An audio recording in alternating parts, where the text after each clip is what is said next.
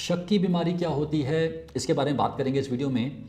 मेरा नाम डॉक्टर प्रवीण त्रिपाठी है और मैं कंसल्टेंट साइकियाट्रिस्ट और सेक्सुअल डिसऑर्डर स्पेशलिस्ट हूँ। कुछ टाइम पहले हमने एक पेशेंट देखा था।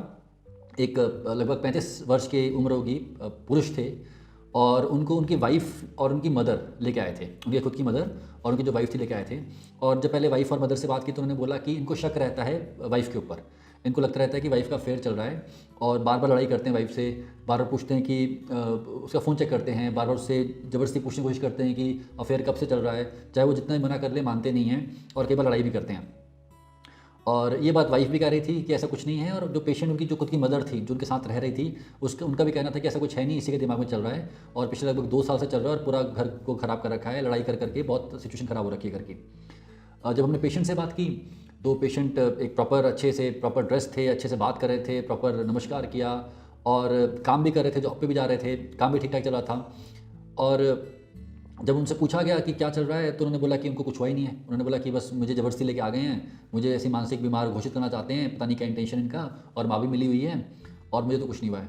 तो जब थोड़ा सा और पूछा, थोड़ा सा और उनसे कोशिश की जानने की, तो बोल रहे हैं कि वाइफ़ का अफेयर चल रहा है और लगभग 1 डेढ़ साल 2 साल से चल रहा है और इसी बात से मैं बहुत नाराज़ रहता हूँ। तो मैंने पूछा कि क्या आपने वाइफ़ को और किसी को बात करते देखा है, किससे अफेयर चल रहा है? तो उन्होंने बोला कि सामने बिल्डिंग में एक लड़का रहता है, उसी के साथ अफेयर चल रहा है। बात करते तो कभी देखा नहीं, लेकिन अफेयर चल रहा है पता है मुझे। तो हमने फिर पूछा कि क्या आपने कुछ फ़ोन देखा हो, फ़ोन पे बात करते सुना हो, या कुछ व्हाट्सएप मैसेज चेक किए हों, कुछ कैसे पता चला आपका? तो उनका फिर जवाब आया कि नहीं, ऐसे कुछ मैं चेक तो नहीं कर पाया, और चेक करूँ भी कैसे, ये बात करके डिलीट कर देती है, कॉल हिस्ट्री डिलीट कर देती है, व्हाट्सएप मैसेज डिलीट कर देती है और मैं पकड़ नहीं पाता। तो हमने पूछा अगर आप वो डिलीट कर ही देती हैं तो आपको कैसे पता कि मैसेज आया है कि नहीं आया?